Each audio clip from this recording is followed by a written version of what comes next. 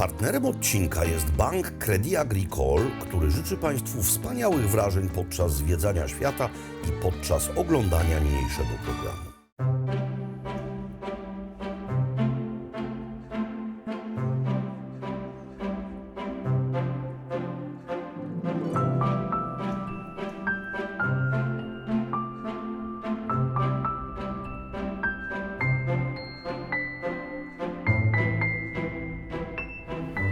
Dzień dobry moi drodzy, oto jesteśmy w miejscu, które od dawna chciałem zobaczyć. Jesteśmy we wspaniałym cesarskim mieście Hue. Przez to miasto przepływa rzeka perfumowa. Dlaczego perfumowa? Ano dlatego, że w górze rzeki mamy sady i kiedy drzewa kwitną, owe pachnące płatki wpadają do rzeki i rzeka pachnie. To jest miasto podzielone przez rzekę na dwie części. Tam śpimy i tam jest część nowa. Ale to wszystko, co z punktu historycznego jest najważniejsze, znajduje się właśnie po tej stronie. No i tam właśnie idziemy.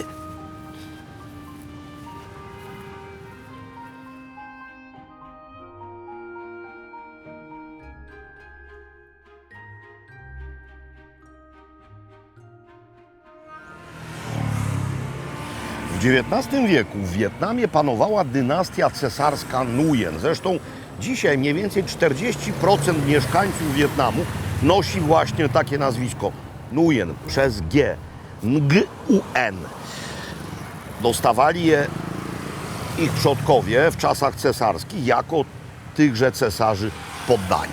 I właśnie owa dynastia wybudowała to. To się formalnie nazywa cytadelą, ale tak naprawdę chodzi o fragment Starego Miasta otoczonego murami obronnymi, które zresztą w środku dzieli się jeszcze na inne kwartały. Władcy z dynastii Nguyen budowali wspaniałe rezydencje, wznosili piękne miasta, ale prowadzili politykę izolacjonistyczną względem Zachodu. Starali się ograniczać zachodnie wpływy i prześladowali katolików, co było dla Francuzów zręcznym pretekstem, by wtrącić się w sprawy Indochin i ustanowić tutaj protektorat. Zresztą traktat o tym podpisano właśnie w tym mieście. Cesarze zostali na tronie, ale byli już niejako marionetkami. Ostatni cesarz z tejże dynastii, niejaki Bao Dai, zwany cesarzem w czarnych okularach, bo nie rozstawał się z przeciwsłonecznymi oksami, albo też cesarzem kasynowym, gdyż uwielbiał ruletkę i inne kasynowe atrakcje, abdykował po II wojnie światowej i co za chichot historii, osiedlił się we Francji na Lazurowym Wybrzeżu. To wznoszono w pierwszej połowie XIX wieku. Jest to przykład najbardziej wspaniałego, historycznego z tamtego czasu wietnamskiego miasta. Cofnijmy się teraz w czasy wojny wietnamskiej, tej drugiej, toczonej pomiędzy komunistyczną północą a południem wspieranym przez Stany Zjednoczone. Otóż Ho Chi Minh i generał Giap, ów legendarny dowódca spod Dien Bien Phu, słynna klęska Francuzów, która spowodowała finalnie ich wyjście z Indochin, oni byli tak naprawdę przeciwko ścisłemu sojuszowi z komunistycznymi Chinami. No bo historia Wietnamu to jest przecież również historia walki z chińską dominacją. Natomiast inne zdanie miał towarzysz Le Duanu i on został szefem wietnamskiego politbiura. I w roku 1968 Ho Chi Minh wyjechał na kurację do Chin, Giap wyjechał na Węgry, prawdopodobnie do Budapesztu i nad Balaton, by leczyć kamienie nerkowe i zatwierdzono, mówię teraz o wietnamskim politbiurze, ofensywę Tet.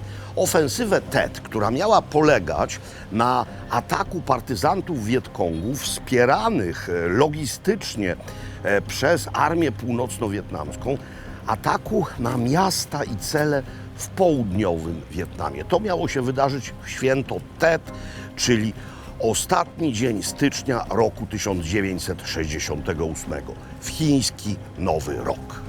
Miasto ma klasyczny układ szkatułkowy, chciałoby się rzec. Czyli mamy ową tak zwaną cytadelę, czyli fragment starego miasta ogrodzony murami, ale w środku mamy kolejne mury. Tutaj mamy miasto cesarskie, czyli miejsce, w którym rezydowali urzędnicy cesarscy i cały dwór. Ale w środku tego mamy jeszcze jedne mury, tak zwane zakazane miasto, czyli miejsce, w którym mógł przebywać tylko cesarz, jego rodzina i ci, których do środka zaprosił. Jestem już na drugich murach i to jest właśnie balkon, a zarazem brama, skąd cesarz pozdrawiał poddanych. No, stawał sobie właśnie o tutaj i czasami raczył do nich przemawiać. Schody niezwykle niewygodne na moje krótkie nóżki, bo bardzo wysokie stopnie, no ale cesarza to pewnie wnosili tu w lektyce. Fajnie jest być cesarzem, nawet jeśli ma się być tylko cesarzem marionetką. Weszliśmy do środka po cesarsku, bowiem ta brama, główna brama, była kiedyś zarezerwowana tylko dla cesarzy. Ten balkon, na którym stałem, był miejscem końca cesarstwa w Wietnamie, bo właśnie z niego Bao Dai ogłosił swoją abdykację. Ale proponuję teraz wrócić do ofensywy Tet. Le Duan uważał, że owe ataki w miastach południowego Wietnamu wywołają ludową rewoltę, powstanie. Ho Chi Minh i Giap byli innego zdania. I rzeczywiście owe ataki okazały się militarną klęską. Lud nie powstał, ale owa klęska propagandowo stała się zwycięstwem, bo właśnie tutaj, w Hue, walki trwały miesiąc. Siły południowo-wietnamskie zostały okrążone w kilku miejscach i w kilku miejscach Amerykanie, a prawie wszystko zostało zajęte przez Wietkong. I trzeba było to miasto odbijać przez miesiąc. Amerykanie początkowo nie używali lotnictwa oraz artylerii, no bo to nie był ich kraj i musieliby zbombardować zabytkowe miejsce. Marines w dodatku nie byli szkoleni w walkach ulicznych, a tu trzeba było odbijać dom po domu. Ale w końcu południowy Wietnam wyraził zgodę na bombardowanie. No i miasto zostało w dużej mierze zniszczone. A w dodatku byli tutaj korespondenci zachodni i to wszystko było relacjonowane. Amerykanie ponieśli ogromne straty, południowi Wietnamczycy też, ale głównie Amerykanie są tu ważni, bo te relacje wywołały masowe protesty przeciwko wojnie w Wietnamie. Więc militarna klęska, a propagandowy sukces dla Wietnamu Północnego. Pałac Najwyższej Harmonii. To właśnie w nim, siedząc na tronie, cesarz przyjmował delegacje. Bardzo charakterystyczne żółte dachówki. Dlaczego żółte? No bo żółty to kolor cesarski. Akurat ten budynek najmniej ucierpiał w trakcie ofensywy Tet. Można powiedzieć, że ucierpiały jego jedynie detale. Wnętrze rzeczywiście robi niezwykłe wrażenie. Tutaj odbywały się nie tylko audiencje cesarskie, ale również koronacje kolejnych cesarzy. 80 kolumn z drewna żelaznego, to gatunek drzewa. Kolumny pomalowane na czerwono. Panele z tak zwanymi wierszami cesarskimi, czyli wierszami pisanymi przez nadwornych poetów.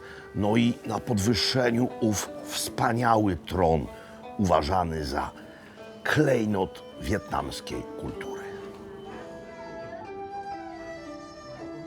Jestem teraz we wnętrzu trzeciej szkatułki, czyli w obrębie trzecich murów. To jest owo zakazane miasto. Nie tylko pałac cesarski, a nawet pałace, bo jest tutaj kilka cesarskich siedzib. Również teatr, również pawilon kontemplacyjny i pawilon kaligraficzny. Ale rzecz jasna, najbardziej reprezentacyjne jest to, gdzie cesarz raczył udawać się na spoczynek.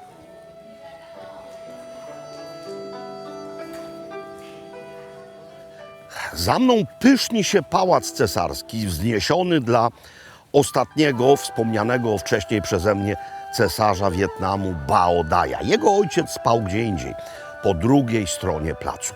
Zakazane miasto najbardziej ucierpiało w czasie walk o Hue. Ja akurat stoję, w zasadzie to idę, teraz stoję, żeby była zgoda z tym, co mówię. Ja w zasadzie jestem na Wielkim Placu, ale dookoła mamy dość gęstą zabudowę. No i ona została w dużej mierze zniszczona. Teraz dochodzimy do postaci Polaka, czczonego powszechnie w Wietnamie, a w Polsce niemal nieznanego. Mowa o architekcie Kazimierzu Kwiatkowskim. Będę jeszcze dużo o nim mówił w kolejnych odcinkach, ale trzeba też o nim wspomnieć tu, ponieważ Hue było ostatnim etapem jego wspaniałej konserwatorskiej pracy w Wietnamie. Otóż, przybywszy tutaj w latach 90. powiedział Wietnamczykom: panowie, nie mamy pieniędzy, żeby to wszystko odbudować zgodnie z tym, jak to kiedyś wyglądało. Więc tylko zabezpieczcie dobrze to, co zostało, a potem, jak pieniądze się znajdą, to zrobimy to właściwie. Nie realizujmy jakichś fantazji i nie róbmy tego tandetnie. No i został posłuchany. Nie doczekał odnowy większości tych budowli, ponieważ w roku 1997, prawdopodobnie z przepracowania, zmarł właśnie w Hue na zawał. Ale to dzięki Polakowi, dzięki polskiemu architektowi zakazane miasto wygląda dzisiaj niemal tak, jak wyglądało w czasach cesarskich.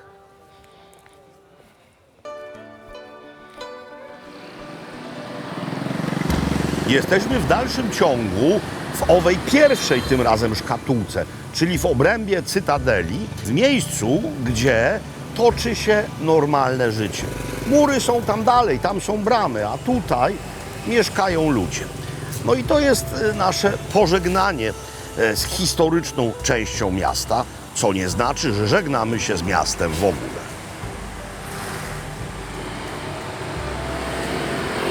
Kuchnia Hue zasługuje na osobną monografię. My oczywiście zaledwie muśniemy powierzchni zjawiska, no ale jednak będziemy temat kontynuować. Tutaj lokale bardzo często specjalizują się w konkretnych daniach, a niektóre podają w ogóle tylko jedno danie. W miejscu, do którego teraz idę, mamy dań niewiele, ale niemal wszystkie nawiązują do dawnej cesarskiej miejscowej kuchni. Kuchnia dworska naprawdę odcisnęła wielkie piętno na lokalnych kulinariach. No, na dworze było mnóstwo utalentowanych kucharzy, którzy gotowali zgodnie z zasadą 5 smaków, yin, yang. Bardzo często były to małe danka, bardzo pracochłonne, które musiały jeszcze w dodatku pięknie wyglądać. Więc nawet rzeczy, które przeszły do tradycji lokalnego street foodu, bardzo często swój początek mają w tutejszym pałacu cesarskim. No, mam przed sobą kilka przykładów. Zobaczcie, jakie to jest piękne. Jak to pięknie wygląda. Co to jest? To jest rodzaj zestalonego ryżu, takiego keksika, ciasteczka ryżowego. Na tym mamy chrupiące rzeczy, czyli mamy krewetki, mamy wieprzowinę, mamy prażoną szalotkę. I teraz trzeba zrobić rzecz następującą. Tu jest sos rybny, który jest doprawiony, jak mniemam, odrobiną cukru i trochę rozrzedzony wodą. A tutaj mamy pastę chili. I teraz trzeba to wymieszać. Biorę łyżkę, która będzie mi służyć do jedzenia tego, bo tego się pałeczkami nie je. I zobaczcie. I teraz robimy rzecz następującą. Polewamy to owym sosem. Odrywamy brzegi. I bierzemy to wszystko do ust. To trochę jak ostryga wygląda.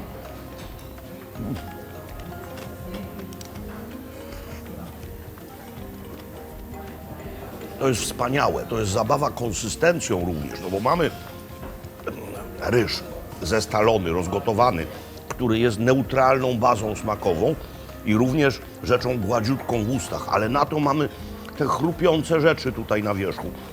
W końcu mamy ten słodki i jeszcze pikantny sos. To wszystko jest kapitalne. Kolejne rzeczy, również z kategorii mini danek cesarskich. Dwa rodzaje, no jakby to powiedzieć, klusek gotowanych na parze w liściach bananowca. To tutaj jest zrobione z tapioki.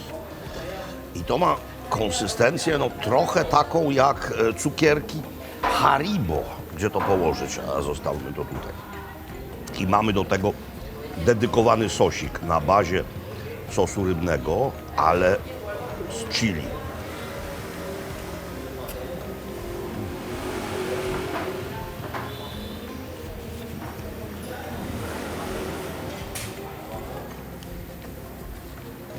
Poezja. Kiedy człowiek przebije się przez ten glucik, w środku ma chrupiącą krewetkę, lekko suszoną, razem z chitynką, więc znowu zabawa konsystencją. Trochę chili mi uwiezło w gardle. Łyczek miejscowego piwa i kolejny glucik, tym razem nie tapiokowy, lecz ryżowy. Zobaczcie, jakie to jest śliczne. Jakie to jest śliczne. Do tego chyba już pałeczki będą potrzebne. I tutaj mam drugi sos, bo wszystko to bez sosów nie ma najmniejszego sensu. Pójdźże.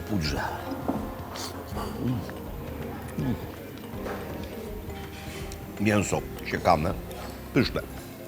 Teraz kompozycja wielopiętrowa, wieloskładnikowa. Świeże ciasto ryżowe. I na bazie tego świeżego ciasta ryżowego robimy sobie naleśniczki. Biorę jeden kawałek, a tutaj mam siekaną wieprzowinę, która jest zgrillowana, ale jest nadziana na patyk z trawki cytrynowej, co dodaje aromatu całości. I teraz tutaj robi się samodzielnie kompozycję. Mianowicie pachnące zioła, sałata, trochę czegoś, co nazywane jest tutaj wietnamską figą, plasterki surowe tego. Mamy jeszcze inne rodzaje posiekanych jarzyn. Wszystko to sobie tutaj kładziemy i do tego osobno dedykowany sos. Sos, który jest również z wieprzowiną, ale również z chrupiącymi orzeszkami.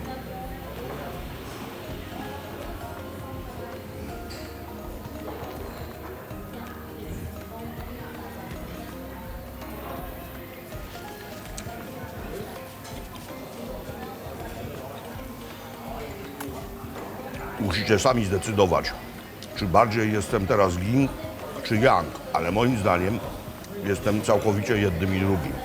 To są wspaniałe, jedyne w swoim rodzaju kulinarne kompozycje. Papaja, jak w tajskiej sałatce som tam. Super rzecz. To już nowe miasto, a w nim wysokie budynki, czasami nawet wieżowce. No w starym żaden budynek nie mógł być wyższy niż pałac cesarski. To jest ulica, przy której mieści się nasz hotel. I zauważyłem, że jest ona bardzo handlowo specyficzna. Mamy tu mianowicie takie bardzo specjalistyczne sklepy. Tam kawałek dalej jest coś, czego nigdy nie widziałem, mianowicie sklep wyłącznie dla badmintonistów. Badminton gra zwana u nas w pewnych kręgach babingtonem. Kometka, mówiąc po polsku. Jest sklep tu zaraz obok wyłącznie z rzeczami koreańskimi, a tutaj sklep wyłącznie z durianami. W dodatku wyłącznie z durianami organicznymi i wyłącznie z durianami z Wietnamu.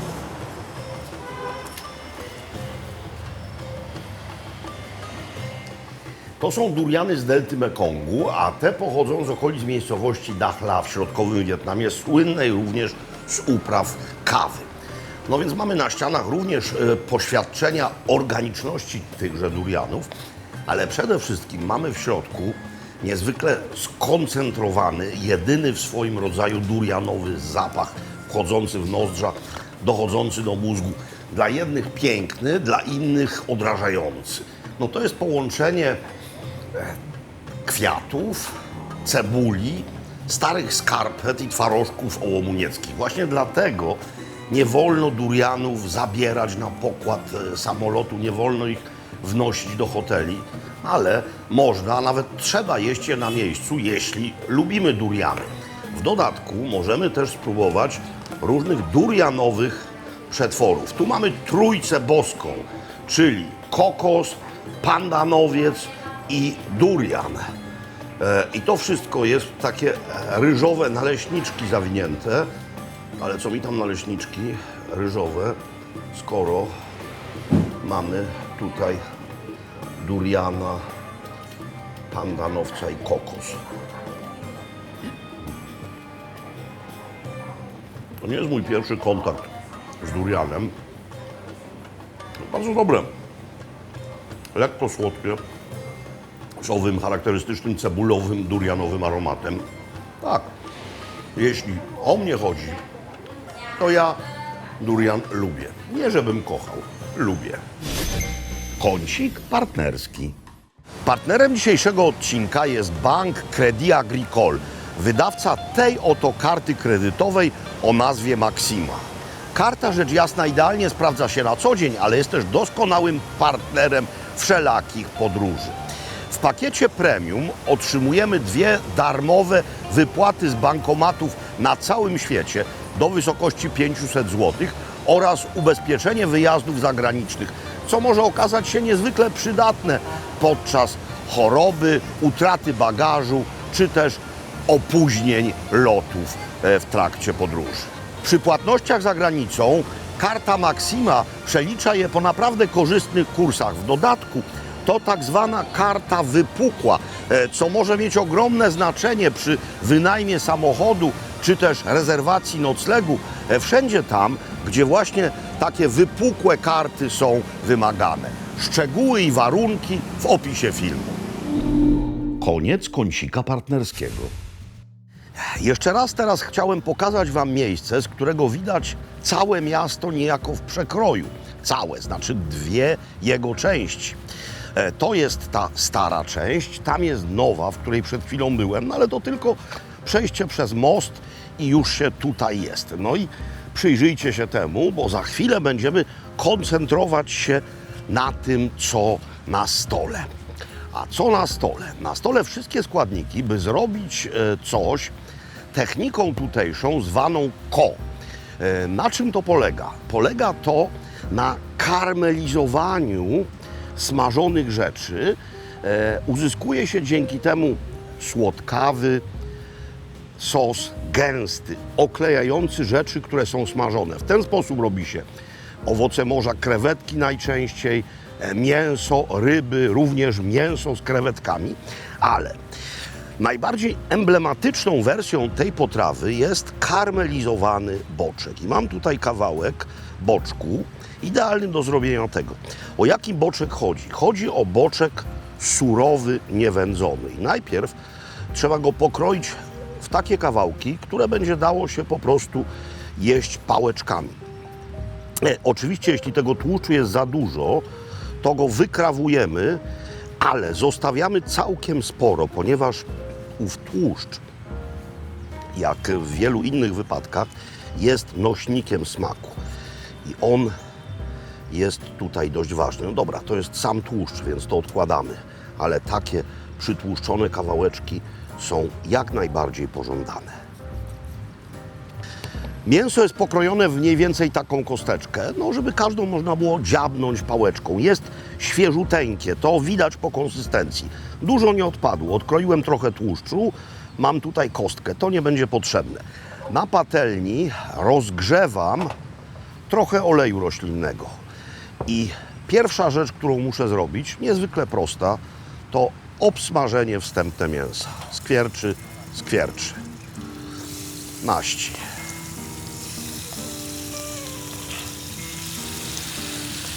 Mięso zmienia kolor, jeszcze nie jest bardzo rumiane, tylko miejscami niezwykle delikatnie. I to jest właściwy czas, żeby sięgnąć do tego pęku zieloności i wyjąć trochę dymki. Bardzo szybko ją siekam i to będzie pierwsza rzecz, która teraz znajdzie się w środku. Nie tylko ona, ale to za chwileczkę. Dymka ląduje w środku i zaraz znajdą się tutaj kolejne składniki. Niewiele ich. To jest potrawa minimalistyczna, ale wspaniała. No więc tak, trochę soli. To jest oczywiście konieczne. Z naciskiem na trochę, ponieważ tutaj jeszcze będzie sos rybny, który jest słomy. Cukier. Cukru powinno być dość sporo. Istotą tej techniki jest karmelizacja, nawet dwukrotna. I właśnie obecność cukru nie tylko zagwarantuje nam ów charakterystyczny słodko-słony sos, ale również sprawi, że on będzie miał odpowiednią konsystencję. No i pieprz. Pieprzu sporo. Pieprz wietnamski z wyspy Phu Quoc. Czarny pieprz. To powinno być pieprzne. Chili nie będzie w środku. Chili będzie potem tylko jako ozdobnik wedle woli. Natomiast smak pieprzu jest tu niezwykle ważny. No i teraz już tylko to trzeba przemieszać. A dobra, zrobimy to tak. I to wszystko musi teraz zacząć się karmelizować. Zacząć pięknie brązowieć. Mięso musi ściemnieć. Tego właśnie chciał. Mięso miejscami zrobiło się już ciemnobrązowe. To wynik tej pierwszej karmelizacji. Teraz trzeba ten proces przerwać, gdyż wszystko by się przypaliło, a jest to surowy boczek, więc byłoby to twarde. Jak to przerywamy? No przerywamy to bardzo prosto.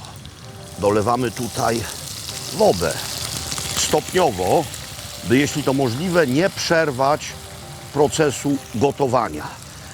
Teraz ta woda będzie się gotować, będzie wyparowywać, finalnie zniknie i utworzy się cudowny sos. Ale to jeszcze nie wszystko. Myślę, że tyle wody wystarczy, gdyż trzeba temu nadać aromatu trawki cytrynowej. A zatem można oczywiście pokroić trawkę w kawałeczki, ale można też zrobić tak. Po prostu ją zgnieść tępą stroną noża, włożyć do środka, a potem wyjąć. Sos ma już właściwy kolor, jest ciemny od skarmelizowanego cukru, ale nie ma jeszcze właściwej konsystencji i nie ma jeszcze do końca uformowanego smaku. On teraz z każdą minutą będzie gęstniał. No już jest ciut gęstszy niż był przedtem, ale co trzeba teraz zrobić? Trzeba mianowicie dodać tu jeszcze trochę pieprzu czarnego, świeżo zmielonego i rzecz fundamentalna, mianowicie sos rybny. Sos rybny, bez którego Wietnamczyk nie wyobraża sobie kuchni, a zatem i nie wyobraża sobie życia. O ile w Tajlandii sos rybny jest również bardzo ważny, tak jednak tutaj mam wrażenie jest ważniejszy. Wlewamy go tyle i teraz to już tylko odparowuje. A skoro już mam sos rybny, to zrobię jeszcze sos, w którym będziemy moczyć na prędce przygotowaną sałatkę. Pomidory, ogórki, zielenina. W tej miseczce jest cukier. Teraz w tej miseczce znajdzie się trochę wody. I najpierw postaram się ów cukier w wodzie rozpuścić. Woda i cukier to nie jest żaden sos, ale wędrują tu kolejne składniki. Mianowicie ocet ryżowy albo sok z limetki, wedle waszego uznania. Ja dodaję trochę octu ryżowego. Dodaję do tego wspomniany wszechobecny sos rybny. I teraz albo trochę czosnku i chili, albo sam czosnek, albo sama papryczka chili. Ja dodam jedno i drugie. Mam tutaj piękny miejscowy czosnek, mam piękną papryczkę chili, więc jedno i drugie do środka. Danie jest skończone. Sos ma idealną konsystencję. Sami to zaraz zobaczycie. To już nie jest mi do niczego potrzebne. Już nie tylko kolor, ale również... Widzicie, co się wydarzyło? Jaki piękny karmelek. Tu jeszcze jest jedna frakcja trawy cytrynowej. Pominę ją. W ten sam sposób, to mówiłem, co można zrobić, ale jeśli chcecie coś zrobić najszybciej właśnie w ten sposób, no to kurczaka.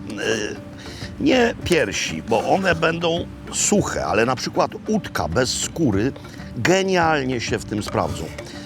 To jest naprawdę świetny sposób. Dużo pieprzu, żeby przełamać nieco słodycz. No i co teraz? No i teraz troszeczkę dymki posiekanej tak na skos. Troszeczkę. Mamy zioła. Mamy oczywiście kolendrę i mamy miętę. I mamy pomidory z ogórkami, czyli mamy miejscową sałatkę. To jest dzieło skończone. Kilka miseczek i teraz robimy tak. Jeśli chcemy, to możemy nie tylko rzeczoną sałatkę, możemy również to moczyć w owym sosie.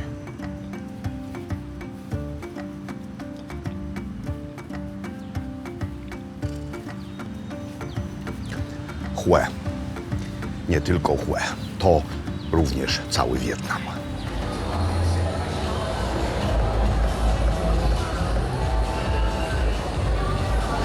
Miasto żyje również po zmroku, a nawet właśnie wówczas dopiero zaczyna żyć pełną piersią.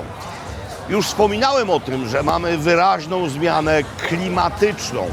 O ile klimatyzacja w Hanoi służyła mi do dogrzewania sobie nocami pokoju, tak tutaj służy do chłodzenia w dzień i w nocy.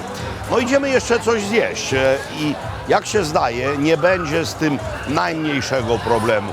Tutaj po prostu wszyscy siedzą i jedzą. Kiedy w Polsce rozmawiałem z wietnamskimi restauratorami, piałem zachwyty nad zupą pho, wszystko jedno czy pho bo, czy pho ga, powiedzieli mi tak, to jest wspaniała zupa, ale musisz, synu, koniecznie spróbować bun bo hue. To jest zupa absolut. Pochodzi z Hue, jak sama nazwa wskazuje. I właśnie jesteśmy u progu lokalu, który się nazywa dumnie tak jak owa zupa. Bun bo Hue. Najlepsze zostawia się na deser, ale to nie będzie deser słodki.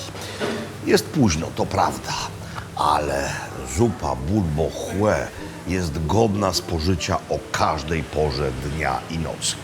Mówiłem o cesarzach, o dynastii Mien, ale oni, zanim zostali cesarzami, byli w tych stronach lordami, arystokratami. I jak twierdzą historycy kuchni, między XV a XVII wiekiem na ich dworze wymyślono ten właśnie przepis. Jaki to jest przepis? Chodzi o to, że gotuje się kości wołowe, kości wieprzowe, trawkę cytrynową, pastę ze sfermentowanych krewetek i otrzymuje niezwykle aromatyczny wywar, pełen naturalnego smaku umami. Do tego różne dodatki. Pręga wołowa, może być golonka, może być, tak jak tutaj, krew wieprzowa, zestalona. To wygląda jak taki delikatny pasztecik. Dodatki krabowe, makaron ryżowy, zielenina. No i to jest właśnie to. Oczywiście chili w tym jest również, ale nie ma go bardzo dużo, gdyż tutaj mamy jeszcze osobno pastę chili do doprawienia. Tutaj sos rybny również z papryczką chili, osobna miseczka, żeby w tym moczyć te kąski, które są z zupy wyławiane. I jak niemal zawsze w Wietnamie, zielenina, kiełki, sałata, zioła w dwóch wersjach. Tutaj świeże, ale niektórzy wolą takie rzeczy lekko sparzone i to jest właśnie ta opcja. No i oczywiście jeszcze kwaśność, więc trochę limetki. Moi drodzy, tak, jadłem już tę zupę w Polsce, w kilku wietnamskich restauracjach. Jest ona oszałamiająco dobra. Zanim doprawię, to pozwólcie, że spróbuję jej w postaci czystej.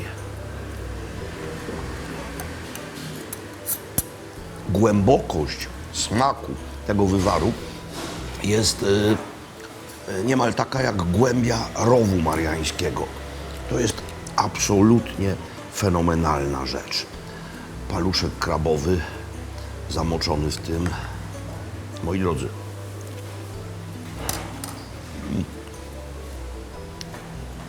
Bun Bo Hue. Wpisana rzecz na listę niematerialnego dziedzictwa kultury wietnamskiej. I ja się temu wcale nie dziwię. Ja wolę kiełki niesparzone. One tutaj lekko przywiędną od temperatury zupy. Tak, jestem szczęśliwy. Adios, do widzenia. Krew. To jest ona.